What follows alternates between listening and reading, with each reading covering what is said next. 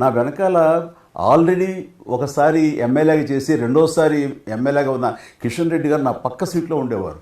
ఇటు పక్క ఇంకొకరు జయప్రకాష్ నారాయణ గారు ఆయన, ఇటు పక్క చంద్రబాబు నాయుడు గారు, మరో పక్కేమో వైఎస్ఆర్ అందరూ ఉండేవాళ్ళు.